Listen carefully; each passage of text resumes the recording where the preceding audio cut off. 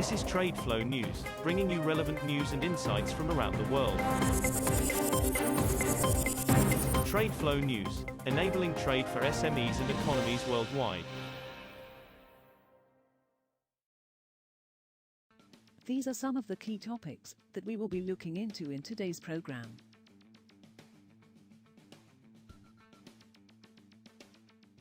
First, let's take a look at the overnight headlines which are impacting the commodity markets. India is seeking over $30 billion in compensation from Reliance Industries and BP in an arbitration case for gas it says the companies failed to produce from offshore fields, according to 3 people with knowledge of the matter.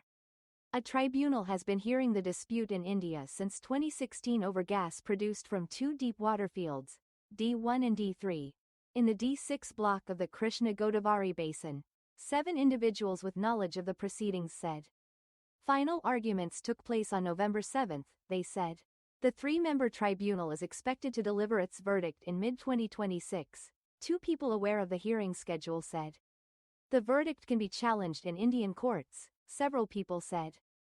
Oil prices rose on Monday as investors weighed the outcome of talks between the US and Ukrainian presidents on a potential deal to end the war in Ukraine, as well as Middle East tensions that could disrupt supply.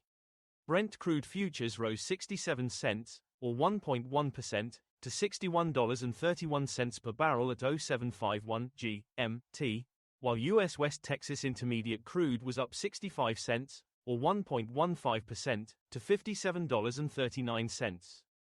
Both benchmark prices fell more than 2% on Friday as investors weighed a looming global supply glut and the possibility of a Ukraine peace deal ahead of weekend talks between Ukrainian President Volodymyr Zelenskiy and US President Donald Trump.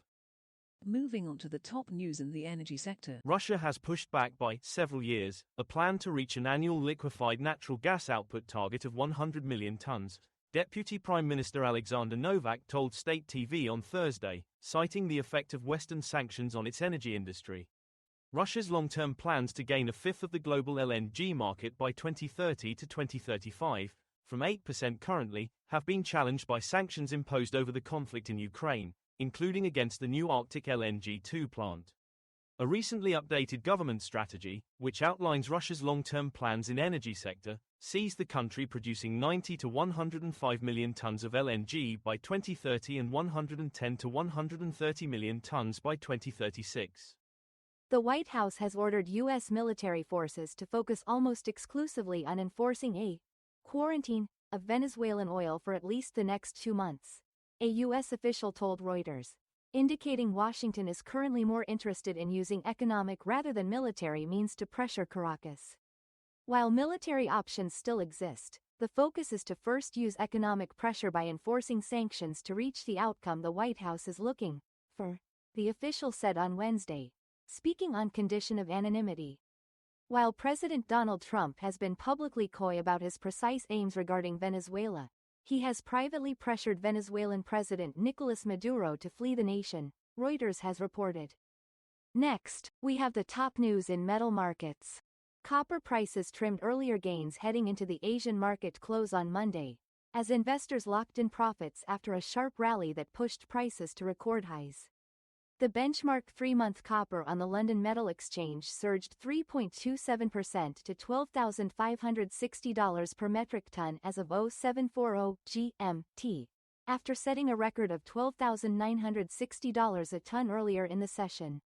The most active copper contract on the Shanghai Futures Exchange, meanwhile, was retreated from the 100,000 yuan level, closing daytime trading up only 0.76% to 98,860 yuan, $14,105.33 a ton, after briefly touching an all-time high of 102,660 yuan.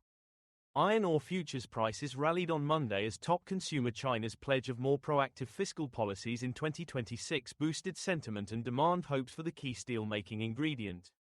The most traded May iron ore contract on China's Dalian Commodity Exchange closed daytime trade 2.58% higher at 796 yuan and 50 fen, $113.66, a metric ton, after touching its highest level since December 3 at 803 yuan earlier in the session. The benchmark January iron ore on the Singapore exchange added 1.32% to $106.03 a ton, as of 0730 GMT. It hit the highest since November 27 at $106.55 earlier. We will now look at the top news in the agricultural sector. Malaysian palm oil futures snapped a four-session rally on Monday, weighed down by higher inventories, though declines were kept in check by expectations of declining production and firmer demand.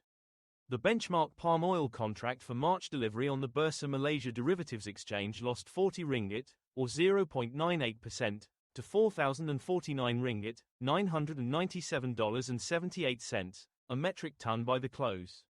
The market is being pressured by negative sentiment on high stock levels, said David Ng, a proprietary trader at Kuala Lumpur-based trading firm Iceberg XSDN BHD. That is all for today's news on commodity markets. Stay tuned to TradeFlow News as we continue to provide you with more updates. We also invite you to follow us on Twitter at TradeFlow News, which allows you to watch our program on your mobile device or desktop to receive information from there.